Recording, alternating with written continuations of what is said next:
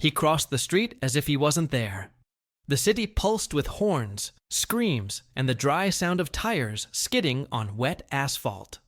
An elderly man with short steps, a vacant look, and a silent expression was slowly crossing one of the busiest avenues in the neighborhood. A police officer ran toward him, gesturing angrily. "Hey, are you trying to kill yourself, old man? What's your name?" The answer came in a whisper, full of echoes from another time. "Delta Niner. Safe position. Fire in 3 seconds." The agent frowned, confused, then let out a mocking laugh. Right, another lunatic thinking he's at war. But what that man said was not delusional. They were real coordinates, used in secret missions during Vietnam. Nobody there had any idea who he was. Just an old man with Alzheimer's, lost, disoriented, perhaps even dangerous. A homeless person? A forgotten veteran? A social burden? A group of onlookers filmed with their cell phones. Comments came in whispers. "I shouldn't be alone. Where is his family? These crazy people should be locked up." Have you ever seen someone judged like this, without even being able to explain themselves? The scene seemed common. Another elderly man walking aimlessly, confused, in the middle of some neighborhood in America. But there was something different. He didn't shake. I didn't beg. He didn't run away. He simply observed his surroundings with the coldness of someone who recognized hostile territory. When the police tried to force him into the police car, he stood his ground. The hands, although aged, formed an automatic gesture of greeting. His eyes fixed on a distant point, as if he saw something that no one else could see. His silence screamed. They took him to the hospital, of course. A typical psychiatric case. That's how they recorded it. But as they fill out papers, classify and discard stories like his, something bigger begins to emerge. During the screening, he repeats seemingly disjointed phrases, names, mentions coordinates, and reports situations with precise military details. A nurse approaches, young, patriotic, with a father who served in the Gulf. He listens, and for the first time that night, someone didn't laugh. Someone pay attention. What you will discover now may surprise you, and perhaps move you. Because behind that lost look was hidden a story that the government tried to forget. A name that never appeared in the newspapers. A man who saved lives, and who now barely remembers his own address. And in that moment, the silent hospital becomes the most important battlefield of your life. Stay with me, because this story is about to become something much bigger than anyone imagined. Night fell heavily over the hospital. Inside, in room 208, the elderly man was sitting on the edge of the stretcher, hands clasped in his lap, as if awaiting orders that never came again. The impeccably folded sheet next to him was the only detail that seemed out of place amid the silent chaos of the psychiatric ward. The cold light from the hallway invaded the gloom of the room, drawing long shadows on the floor. He didn't talk to anyone. He just whispered names and loose words as if commanding an invisible operation. Charlie. North flank. Evacuate civilians. The young nurse, Daniel, spent the entire night on duty. Something about the man prevented him from treating him as just another diagnosis. It was the way he positioned himself, his posture, the silence full of discipline. Instead of fear, the old man conveyed respect. Daniel began to write down every word, every sentence. When he looked up one of the coordinates, he felt a chill. The place existed, and it was precisely where his father had served. Tears came without him noticing. How can someone be buried alive like that? How do we let heroes become just clinical statistics? Maybe you know someone like that. Perhaps you yourself have felt that the world has forgotten what you did or what you once represented. And if this feeling touches you in any way, write it here in the comments. Tell me, what did this story remind you of? What kind of memories did it awaken in you? You have no idea how important your participation here is. When you comment, share your opinion, or hit the like button, you help this message go further. You help give back a voice to those who have been silenced. And when you subscribe to the channel, you show that you want to continue being part of this chain of respect, honor, and memory. This is not just a video. It's a space for us not to forget. Not the names, not the stories, nor the pain that still pulses through each veteran left behind. Stay with us, because the truth is just beginning to emerge. The stretcher was cold. The smell of alcohol invaded the nostrils and burned the eyes as if it were tear gas. The ambulance's siren had already silenced, but the high-pitched sound seemed to echo inside the old man's head, like the final whistle of an unsuccessful mission. One of the rescuers was pulling the straps with unnecessary force, restraining his arms with the coldness of someone tying a dangerous object, not a human being.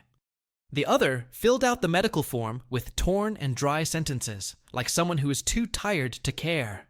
Male patient. Approximately 80 years old. Confused, disoriented, verbally aggressive. Probable advanced Alzheimer's disease. No one asked his name sincerely. Nobody wanted to know who he was. There, he was just another body to be monitored. One more number. One less old man on the streets. At the hospital, the hallway smelled of mold and neglect. The fluorescent lights flickered in some spots, and the triage nurse didn't take his eyes off his cell phone while reading the symptoms. Another one who escaped from the asylum? He asked in a low voice, laughing with the receptionist. She replied with a tired look. If it were me, I'd lock it up in the psychiatric department. That still bites. They placed him in an isolated room. No windows, no pillow.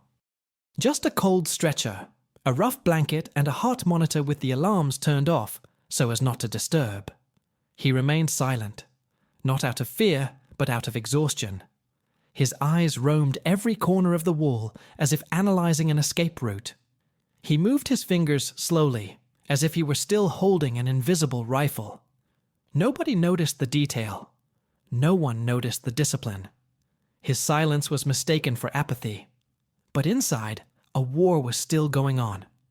The moment the night nurse came to take his blood pressure, he raised his hand in a quick reflex, not to attack, but to signal something. She got scared. He shouted. The security guard came in with everything. He pushed the old man against the wall and shouted harsh words, as if he were dealing with a criminal. The impact of his head on the tile was dry. A drop of blood ran down the wrinkled neck. Still, he didn't react. He didn't ask for help. He didn't scream. He just looked at the security guard with firm but calm eyes. And he sat down again, adjusting the hem of his pants calmly, like a soldier recovering himself after a blow. That kind of strength can't be taught in gyms. It is not measured with exams, and you can't see it with distracted eyes.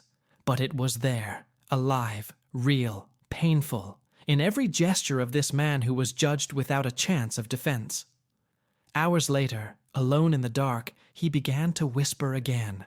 Loose words, names, numbers. Echo, 421. Retreat in the east. Bravo fell. Repeating, Bravo fell. One of the inmates heard it, thought it was funny, and recorded an excerpt. He posted in a message group. Look at the crazy general talking to ghosts. The laughter multiplied. An intern responded with a mocking sticker. This one is ready to lead a battalion in the asylum. And so, once again, the pain became a joke. The memory became a meme. And dignity turned to dust. But inside there was still something pulsing. Something that no one in that hospital could understand. He didn't behave like other patients. He carefully folded the blanket, stacked the empty glasses in a corner, lined up the slippers precisely. He watched the clock on the wall, marking each second as if it were counting down. Daniel, the nurse who attended to him earlier, returned for a routine round. He looked into the room and hesitated.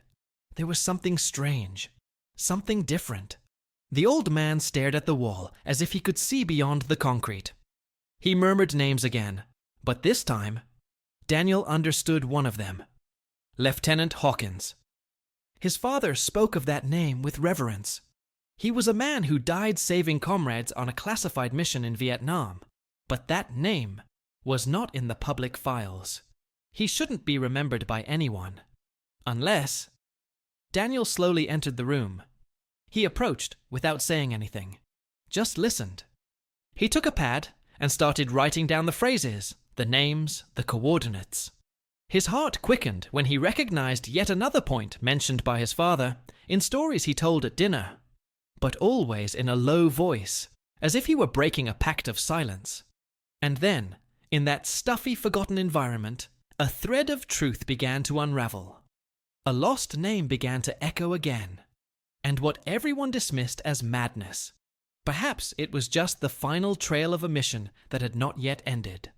Can you imagine what it's like to carry the weight of war, alone, for decades? Being ignored, tied down, humiliated, all because the mind fails, but the spirit remains steadfast. Comment there. I see the strength behind the silence. This shows me that you also feel the weight of this story, because even without saying a word, he has already said more than many people shout their entire lives. And this is still just the beginning. The early morning cold invaded through the cracks in the poorly sealed windows, but he didn't even move. Sitting on the edge of the bed, the old man maintained the same posture as always, back straight, hands firmly on his knees, staring at the closed door, as if awaiting an order that never came. The routine was always the same. I woke up before the first sound of the hospital, folded the sheet with millimeter precision, positioned the slippers lined up at the foot of the bed, and waited in silence. There was something deeply disturbing about that discipline that insisted on surviving, even with a fragmented mind, as if every muscle in the body still obeyed an ancient, untouchable code, forged under pressure, pain, and command. Daniel watched from a distance. The other nurses called that behavior automatic, but he saw it differently. There was presence. There was method. It was as if that body still belonged to a soldier, even if his mind was locked in another time. At no point did he get excited. Not when they treated him with contempt. Not when they made fun of him in the cafeteria for eating with shaking hands. Not even when the security guard dropped your tray and didn't apologize. The old man just bent down, picked up the piece of bread from the floor, wiped it with his own handkerchief, and went back to eating as if there was nothing else worth mentioning. He carried in his veins a kind of honor that cannot be learned. It must be earned. In the psychiatric ward, where screams were common, it was an eerie silence. Uncomfortable. Because while everyone was lost in uncontrolled delirium, he seemed to know exactly what he was doing. He just couldn't explain it. When they tried to forcefully medicate him, he just calmly raised his arm and offered the vein as if he already knew the process. When the lights went out, he remained in an alert position, with his eyes half open, as if he were patrolling the environment in silence. Even the slightest movement of a shadow at the door made his fingers move, discreetly, as if mentally calculating a route of retreat. There was suffering, but no weakness. There was pain, but not despair. And this caused discomfort in those around him.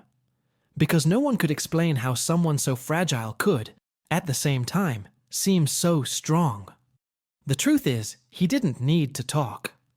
The rigidity of his body, the control of his breathing, the cleaning of his own objects, all of this screamed a hidden truth. He was still on a mission. Inside himself, even though the outside world called him crazy, he still had a function, a purpose, an unbreakable code of conduct. One day, while taking a shower, he refused help. He wanted to wash himself. When they handed him a clean towel, he folded it into 4 equal parts and hung it in the same corner of the shower. This was exactly how it was done in makeshift camps in Vietnam. This was no coincidence. It was habit. It was a mentality shaped on the battlefield. And every gesture like that carried a memory. Not the war itself, but the order it demanded. In the cafeteria, he ate slowly. He chewed in silence, looking around as if analyzing the safety of the place. Once, another patient tried to take his tray. He did not react violently. He just held the man's wrist, firmly and respectfully. And at that moment, the other retreated. No screaming, no confrontation, just with that look that said, "Not here." The impact was immediate. Even the nurses were silent, because there was something about that posture that conveyed authority without arrogance. It was the presence of someone who knew exactly who he was, even if the world had already forgotten. Daniel started writing everything down. The schedules, the gestures, the reactions. And he noticed a pattern. Every movement had logic. Every choice was strategic. This was not the result of chance. That was training. That was discipline. And it was at this point that he began to wonder, who exactly was this man? What was behind that constant silence, that expressionless face, and that almost military routine? Was it possible that he wasn't so lost after all? What if, instead of being stuck in the past, he was still following orders that no one else remembered? The mystery only grew. The entire hospital called him Mr. Nobody, but everything about him said otherwise. His eyes did not seek pity. They searched, watched, waited, as if they were looking for something, or someone's. And it was in this dense, charged atmosphere that one night, as he passed through the corridor, Daniel heard a new phrase coming from that room, something that froze his spine. The old man, alone, in the dark, said in a low voice, "Evacuation failed. 2 were left behind. I promised I would return." That sentence changed everything. This wasn't just any daydream. It was memory, promise, blame. It was as if he was still trapped somewhere in the past, trying to fulfill an order that time never let finish.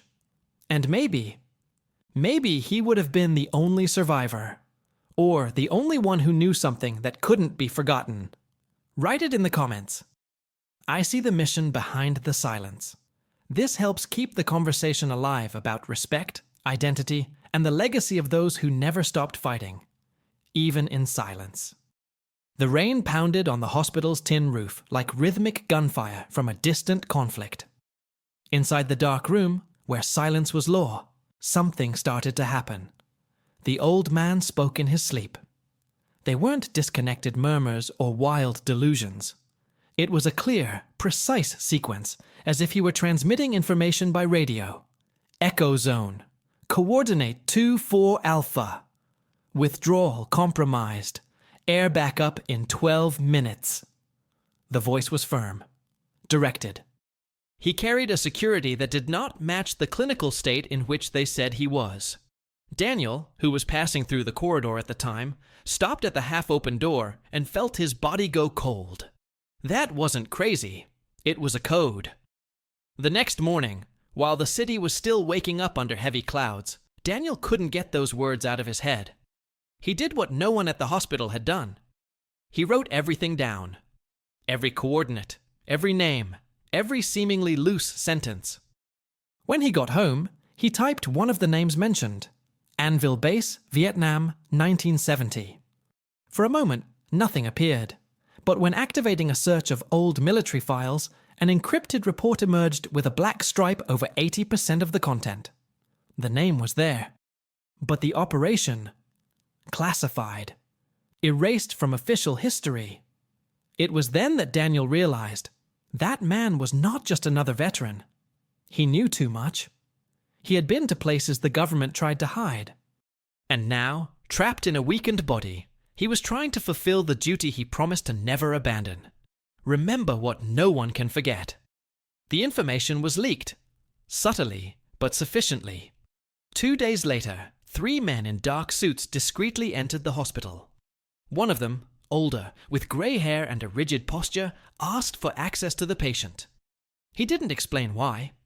He just showed a federal ID and said, "He's not what you think." When he entered the room, the man stood still.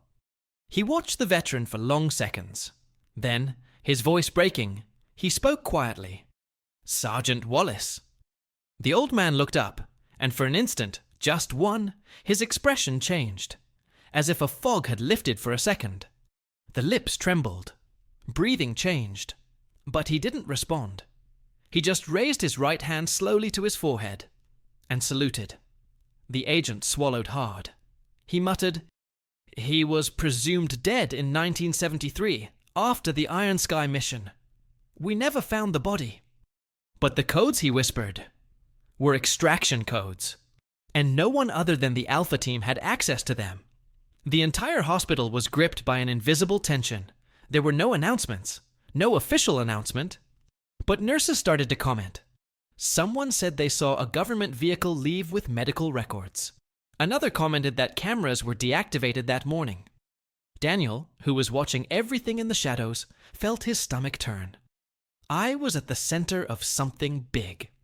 And I knew I needed to keep listening to that man. Because behind the broken appearance of a man with Alzheimer's, there was a hidden truth trying to emerge. Details slowly began to reveal themselves. Wallace, according to initial investigations, was one of 5 members of a secret infiltration operation in controlled territory. The mission had been officially cancelled, the team presumed dead.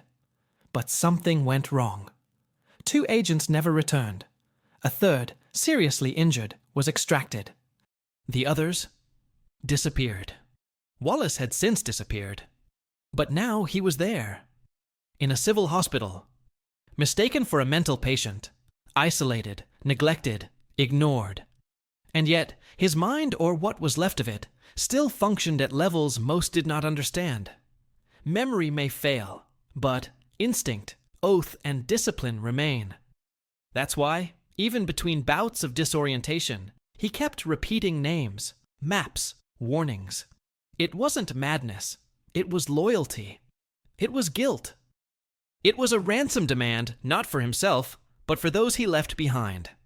Daniel decided to follow each lead. He spoke to an investigative journalist. He handed over the notes. He made a copy of the reports.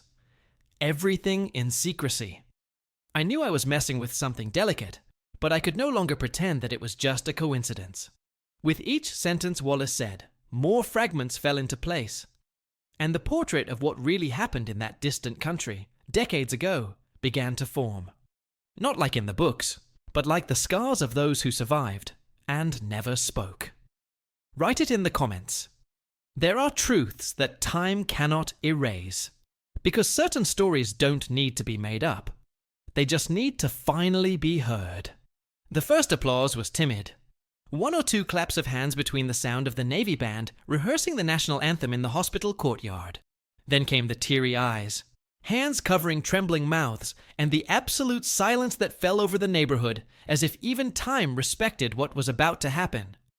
The old man walked slowly, escorted by 2 active soldiers. His steps were short, but each movement carried an invisible weight. Not the weight of age, but from memory, of what was never said, of what has always been felt. The restored uniform was a meticulous reconstruction of the faded colors of the 1970s. On the chest were the original medals, hastily delivered after the Iron Sky mission, but which had never been worn. They were stored in a wooden box that was sent to the family along with the death certificate. He, who never knew he had died in the role, was now paraded in front of a city that had ignored him for years, and now he no longer knew where to look.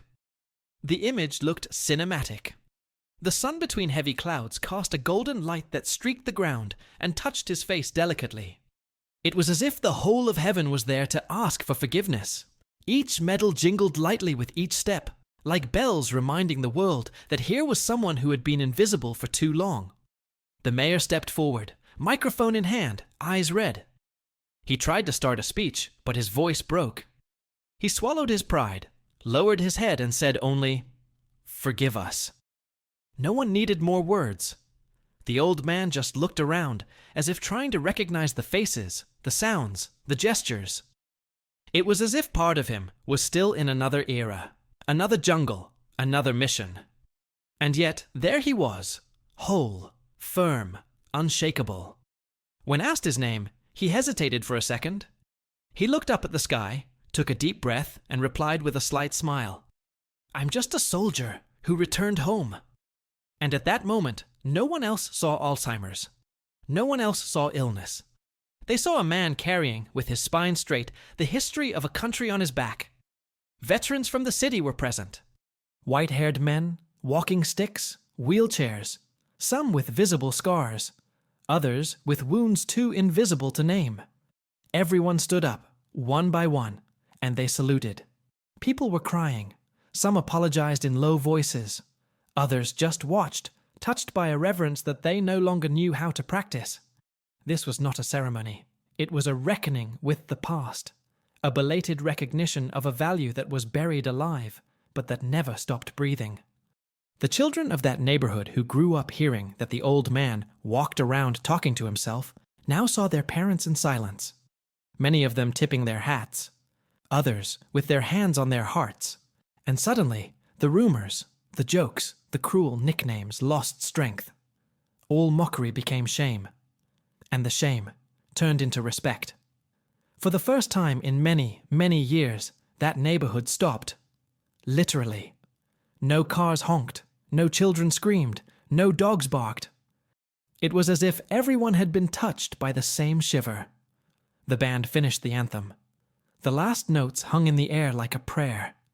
The old man stood still, looking straight ahead. And one detail caught our attention. His eyes were moist. It wasn't ordinary crying.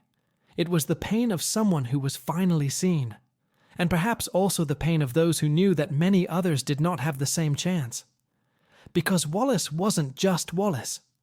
He was the face of hundreds of soldiers who returned and were never the same. Of men who carried battles within themselves while the world moved on. He represented those who died in silence, even though they were alive. And so, what happened there was more than an event. It was a symbol, a collective apology, and a silent promise that oblivion would no longer win. Write it in the comments. I will never ignore a hero again. Because, deep down, this story is about remembering those who should never have been forgotten. There was something about the way he walked, even supported, that didn't allow anyone to call him fragile. The body might be worn out, but the spirit? No.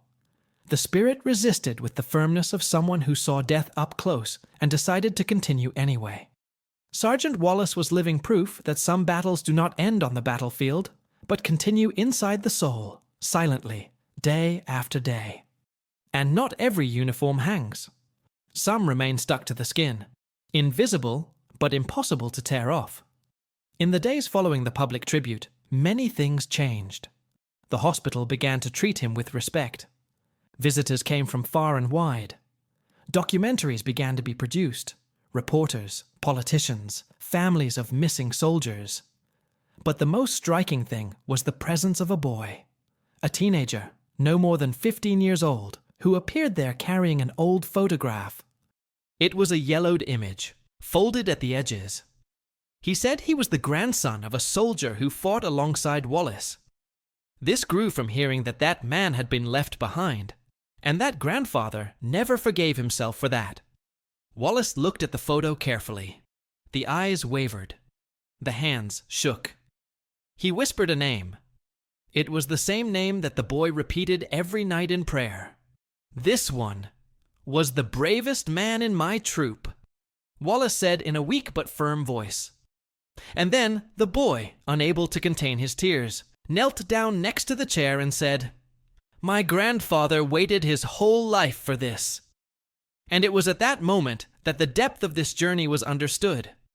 Public recognition was important, yes, but there was something bigger.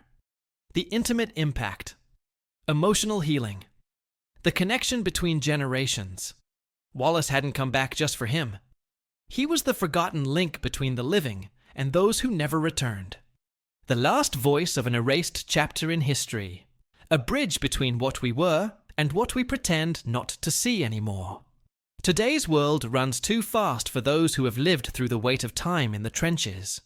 Technology advances. Youth forgets. The rush overwhelms. And in the midst of it, the men who shaped freedom walk the streets like shadows. But Wallace teaches us something that few today understand. True freedom is not noisy. It is built on discipline, sacrifice, and faith. And it stays alive as long as someone has the courage to remember. During the entire ceremony, Wallace made no speeches. He didn't shout, he didn't point fingers, he didn't demand anything. He just looked, like someone who has seen too much to be easily moved, but is still moved by silent respect. His strongest words were said without raising his voice. And that's what's most impressive. the weight of a presence that doesn't need to justify itself. How many people passed through this man's life without noticing what he carried on his shoulders? How many times was he ignored, mistreated, belittled? How many times has your pain been reduced to diagnoses? And yet, he never fought back, never cursed, he never lost his balance. He just stood, with your soul aligned with your code of conduct. This is not taught in books. This is legacy. That's character. That's its silent strength. It's curious how society idolizes loud voices, but forgets those who remain silent out of loyalty. Wallace's mentality was different. One made of steel, shaped by time, shaped by obedience, by pain, by responsibility. He didn't need to prove anything else. He just needed to be heard. I just needed someone to finally say, "We remember." And remembering is not just a gesture of honor. It is an act of justice, of repair, in truth. Because there are stories that, if not told, rot behind the scenes of collective memory. And with them, the principles that sustain a nation die. Wallace reminds us that the hardest war is not always the one with guns. Sometimes it is the one fought every day against forgetfulness, against indifference, against ingratitude. So it's not just an emotional story. It is a transformation of mentality, an invitation to empathy, a call to responsibility. A reminder that true heroes are not those who shine in the headlines, but those who go through life carrying burdens that no one else sees. Write it in the comments. Time does not erase what honor sustains. Because perhaps this phrase says more than any medal has ever been able to say.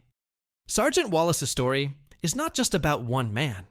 It's about values that we cannot allow to be lost. In a world that moves too distracted, too fast, too loud, he reminded us that true strength doesn't need to show off. She stands firm when everything around her seems to be falling apart. Wallace lived with discipline even when his mind betrayed him. He honored promises made 50 years ago. He bore the contempt with dignity. He forgave without ever playing the victim. And he kept his faith, not only in God, but in the hope that one day someone would truly see him. This is not weakness. This is strength in its purest form. This is silent sacrifice. And if there's anything we can take away from this journey, it's that the world desperately needs more people like this. People who honor what they believe in, even if no one is looking. Who acts with mercy, even after being hurt. Who chooses to serve, even when he could just give up. People who understand that patriotism is not shouting, it's attitude. And that faith is not speech, it is daily practice. If you've made it this far, it's because this story touched you somewhere deep. So leave it in the comments. I carry that honor with me. It's just a sentence, but it shows that this message found a right place to stay. And if this content made you reflect, connected you in some way, leave a like. This shows me that there are more people like you here. People who don't want to forget what really matters. And if you value stories like this, which rescue memories, which reveal truths, and which honor invisible heroes, subscribe to the channel. Because there is still a lot of story to tell. A lot of lessons to learn, and a lot of strength to remember. There's a video here that continues in the same vein. It's worth watching. Click and stay with me there. The journey is not over. She just changed the scene.